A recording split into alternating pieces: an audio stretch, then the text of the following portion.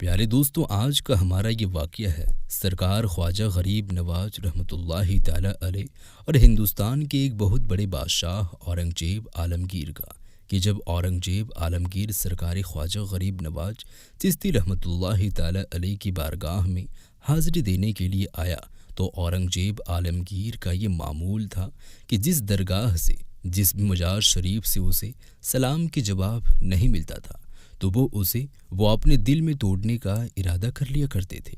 بادشاہ اورنگزیب کو ولیوں کے مطابق یہ بہت بڑی غلط فہمی تھی کہ مرنے کے بعد مزاروں میں انہیں زندہ کر دیا جاتا ہے۔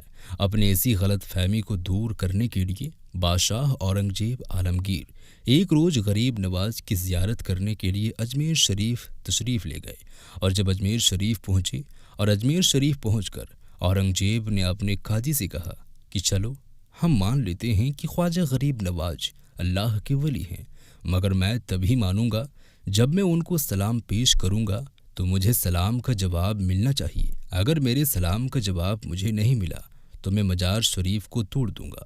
تو اورنگزیب عالمگیر جب مزار پر پہنچے اور حاضری دی تو وہاں پر ایک ادنا سا شخص بیٹھا ہوا تھا۔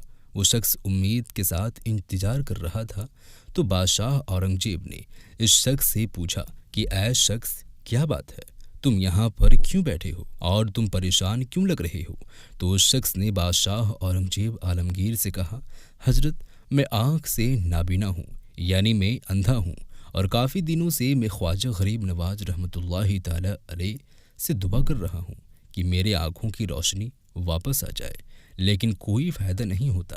میں کافی عرصے سے یہاں حاضری دیتا ہوں اور رو رو کر دعا کر رہا ہوں کہ اللہ تعالیٰ اپنے اسی ولی کے صدقے میں میرے آنکھوں کی روشنی مجھے عطا کر دے، مگر آج تک مجھے کوئی فائدہ نہیں ہوا، یعنی میری آج تک کوئی حاضری اور دعا قبول نہیں ہوئی۔ تو بادشاہ اورنگزیب نے اس اندھے شخص سے کہا کہ میں مزار پر سلام پیش کرنے کے لیے جا رہا ہوں، اور جب میں واپس آؤں تو تب تک تیری آنکھوں کی روشنی تجھے نہ ملی تو میں تلوار سے تیری گردن کو اڑا دوں گا۔ اتنا سننا تھا کہ وہ نابینا شخص اور زیادہ پریشان ہو گیا اور زیادہ غمگین ہو گیا، اور وہ اندھا شخص یہ سوچنے لگا کہ اب تک تو میں میرے آنکھوں سے ہی پریشان تھا کہ میری آنکھوں میں روشنی نہیں ہے، میں اندھا ہوں، لیکن بادشاہ نے اب میری گردن اڑانے کی بات کہی ہے، یعنی اب میرا بچنا بہت مشکل نظر آ رہا ہے۔ پھر اس اندھے شخص نے زور زور سے رو رو کر اور تڑپ تڑپ کر خواجہ غریب نواز سے فریاد کرنے لگا، اور جب بادشاہ اورنگزیب نے حضرت خواجہ غریب نواز کو سلام پیش کیا، یعنی جب بادشاہ اورنگزیب مزار کے پاس گیا اور مزار کے پاس جا کر اس نے سلام عرض کیا تو مزار میں سے کوئی جواب نہ ملا۔ جب بادشاہ اورنگزیب نے ایک مرتبہ سلام پیش کیا، جواب نہیں ملا۔ پھر بادشاہ اورنگزیب نے دوسری مرتبہ سلام پیش کیا، پھر بھی بادشاہ کو کوئی بھی جواب نہ ملا۔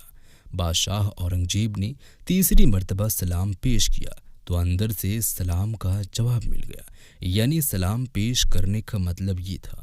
جب بادشاہ اورنگزیب نے السلام علیکم ورحمۃ اللہ وبرکاتہ کہا تو اس کے بدلے میں مزار شریف کے اندر سے کوئی بھی جواب نہیں ملا۔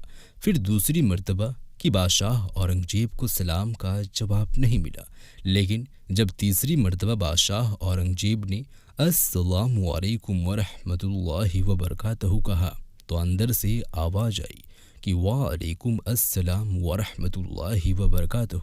پھر مزار شریف سے آواز آتی ہے، اے بادشاہ اورنگزیب، دوبارہ ایسی ضد نہ کرنا، کیونکہ تمہاری ضد کی وجہ سے میں اس اندھے آدمی کی آنکھوں کی روشنی لینے عرش الہی پر گیا تھا، سبحان اللہ، اور اسی وجہ سے تمہارے سلام کے جواب دینے میں دیر ہو گئی۔ خواجہ غریب نواز کی کرامت کو دیکھنے کے بعد بادشاہ اورنگزیب رحمۃ اللہ تعالی علیہ خود ایک اللہ کے ولی بن گئے۔ اللہ اکبر۔ تو میرے دوستوں، یہ شان ہوتی ہے اللہ کے ولیوں کی، یعنی یہ واقعہ ہونا تھا کہ بادشاہ اورنگزیب رحمۃ اللہ تعالی علیہ ایک بہت بڑے اللہ کے ولی بن گئے، جنہوں نے کتاب لکھی ہے فتویٰ عالمگیری، جو کہ اسلام کے مطابق فتوے دیتی ہے، جو اسلام کے قانون کو مانتی ہے، جو اسلام کے قانون کو دیکھ کر بنایا گیا ہے۔ بڑے بڑے مسائل اسی کتاب میں حل ہوتے ہیں۔ حضرت خواجہ معین الدین چشتی رحمۃ اللہ تعالی علیہ القاب خواجہ غریب نواز عطائے رسول صلی اللہ علیہ وسلم کہا جاتا ہے کہ آپ کی ولادت سنجر جو ملک ایران کے اصفہان شہر میں خراسان کے قریب 530 ہجری میں ہوئی۔ آپ کے والد کا نام خواجہ سید غیاث الدین بن احمد حسن رحمۃ اللہ تعالی علیہ ہے جو حسینی سادات سے ہیں، اور والد کا نام بی بی ام الورا بنت حضرت سید داؤد رحمۃ اللہ تعالی علیہ جو کہ حسنی سادات ہیں۔ 8 برس کی عمر میں آپ کے والد کا انتقال ہو گیا اور 15 برس کی عمر میں آپ کے والد کا انتقال ہو گیا۔ حضرت خواجہ معین الدین چشتی رحمۃ اللہ تعالی علیہ علم دین 544 ہجری میں ایک بار آپ اپنے پھلوں کے باغیچے میں کام کر رہے تھے، تب حضرت ابراہیم کندوجی نام کے ایک درویش وہاں آئے اور بیٹھے۔ آپ نے ان کو اپنے باغیچے میں سے انگور کا ایک گچھا پیش کیا اور انہوں نے اسے کھایا۔ پھر مہمان نوازی سے خوش ہو کر اپنے تھیلوں میں سے انہوں نے کچھ نکالا، پھر ان کو چبا کر حضرت خواجہ معین الدین رحمۃ اللہ تعالی علیہ کو کھانے کے لیے دیا۔ آپ نے خوشی کے ساتھ ان کو کھایا۔ ان کے فیض و برکت سے آپ کے لیے علم و حکمت کے دروازے کھل گئے اور آپ نے اپنا سب کچھ بیچ دیا اور اس رقم کو غریبوں اور محتاجوں کو خیرات کر دیا، اور پھر آپ سمرقند اور بخارا کی طرف علم دین سیکھنے کے لیے روانہ ہو گئے۔ 544 سے 550 ہجری تک آپ وہاں حضرت مولانا حسام الدین اور حضرت مولانا شرف الدین کے پاس علم دین سیکھتے رہے۔ 550 ہجری میں آپ کی ملاقات حضور غوث اعظم رضی اللہ تعالی عنہ سے ہوئی۔ آپ ایک کامل پیر تلاش کر رہے تھے کہ آپ نے خواجہ عثمان ہارونی رحمۃ اللہ تعالی علیہ کے بارے میں سنا۔ 552 ہجری میں آپ ان کے پاس گئے اور ان کے مرید ہوئے اور عبادت الہی اور خدمت مرشد کرتے رہے۔ ایک بار خواجہ عثمان ہارونی نے آپ سے کہا کہ معین الدین نیچے دیکھو کیا دکھتا ہے؟ آپ نے نیچے دیکھ کر کہا کہ میں زمین کے اندر دیکھ سکتا ہوں۔ مرشد نے پھر کہا کہ اب اوپر دیکھو کیا دکھتا ہے؟ آپ نے اوپر دیکھ کر کہا کہ میں آسمان کے اندر دیکھ سکتا ہوں۔ مرشد نے پھر فرمایا کہ میں تمہیں اس سے بھی آگے پہنچانا چاہتا ہوں۔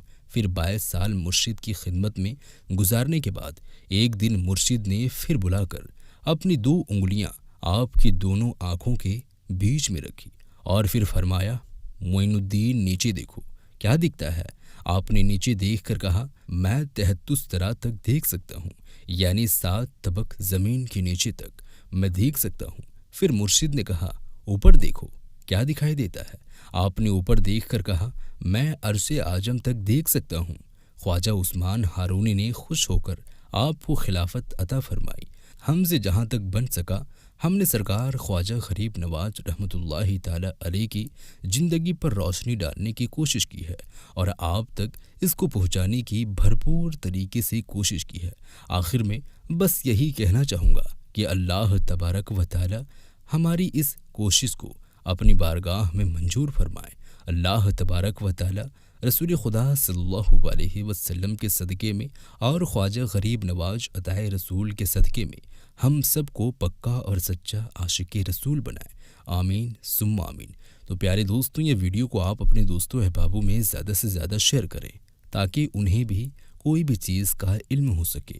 ملتے ہیں ایک اور نئی ویڈیو کے ساتھ، تب تک کے لیے خدا حافظ۔